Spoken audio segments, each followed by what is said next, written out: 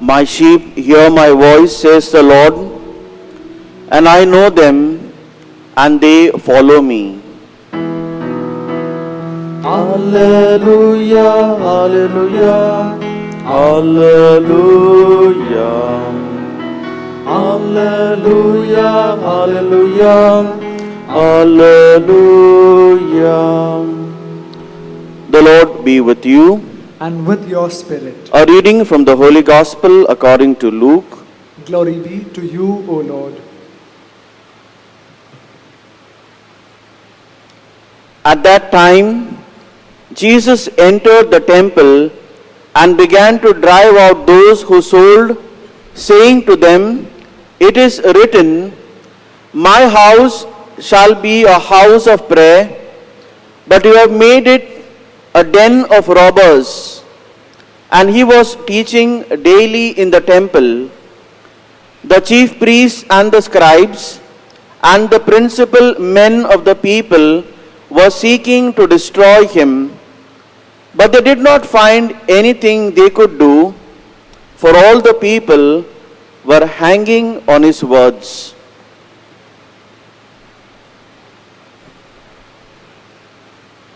The Gospel of the Lord. Praise to you, Lord Jesus Christ.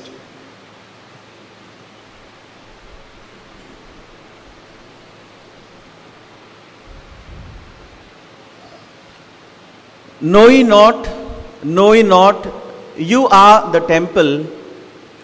This is a very simple and a very beautiful song which I learned as a child. And this song, my dear friends, today tells us God's plan for us.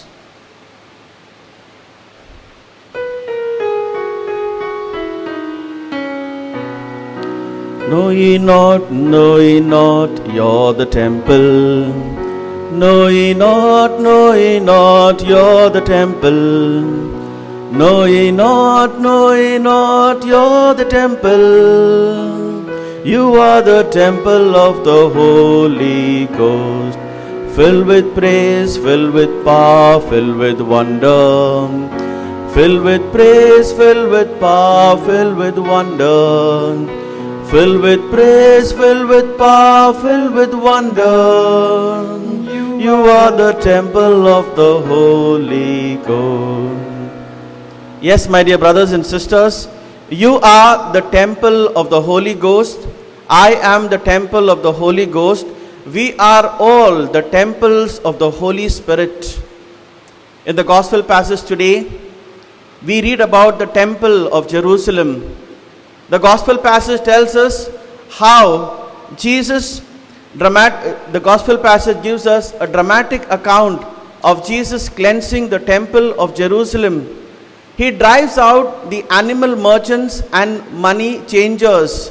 Why? Because of unjust commercialization and unjust exploitation of the poor pilgrims in the name of religion. For the Jews, my dear friends, the temple of Jerusalem is the most sacred place. Jerusalem is at the heart of the Jewish faith. And so we know from history that this temple was built by King Solomon in the year 966 BC. And when it was destroyed by the Babylonians, it was King Zerubbabel in 519 BC who rebuilt this temple. And again in 20 BC, King Herod the Great started the work of restoration. And so when Jesus is now at the temple of Jerusalem, the restoration work is going on. Jesus is angry. Jesus is upset. Why? Because they have turned his house of prayer into a marketplace. Jesus is angry because there is exploitation, unjust exploitation encouraged by the temple authorities. My dear friends, Jesus quotes Isaiah and Jeremiah and he says, "Stop making my house into a marketplace." Purity in the house of God is more important than wealth. Purity in the house of God is more important than wealth. God's glory lies not in the wealth of the church, but in its purity. And so Jesus realizes that how the temple of Jerusalem has now become impure. God and impurity cannot go together. God and sin do not go hand in hand. And so Jesus quotes Isaiah and Jeremiah and says, stop making my house of prayer into a marketplace. Further on, my dear friends, Jesus prophesies and says, tear down this temple and in 3 days I will build it up. What temple is Jesus referring? Jesus referring to his own body. This is a prophecy of his passion, death and resurrection. This is a prophecy where Jesus is saying that the Son of Man will work out the greatest miracle and prove and make a miracle that Jesus is gone, but Jesus is God by his resurrection. And so, my dear friends, St. Paul tells us that do you not know that you are the temple of the Holy Spirit and God resides in your body? God resides in your body.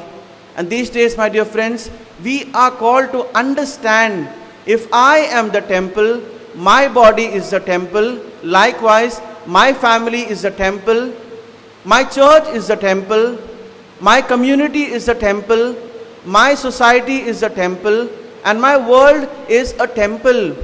And we are called to reflect, to interiorize and ask ourselves, does God reside in our temple, in my temple? And we have to, my dear friends, honestly evaluate and ask ourselves, what are the impurities that are there in my own temple?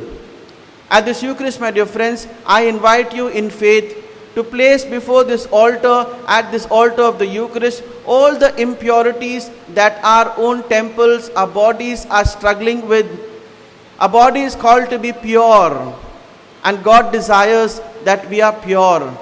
And so, my dear friends, we pray at this Eucharist to the precious blood of the Lamb, that we are made pure, that we are sanctified. We pray at this Eucharist like the early Christians who were led by the Holy Spirit, that we too may experience praise, power and glory in our lives. And we also pray at this Eucharist that the temple of Jerusalem, which was undergoing restoration, likewise we pray for our own temple, the Roman Catholic Church. Right from the time Jesus instituted till today, our Catholic Church as a temple has gone through a lot of construction, reconstruction, restoration, renovation. And we pray for our Holy Father, that God may continue to bless him, that the God continue to grant him good health, so that all his efforts of restoration, the temple of the Catholic Church, the Roman Catholic Church, bears abundant fruit. Amen.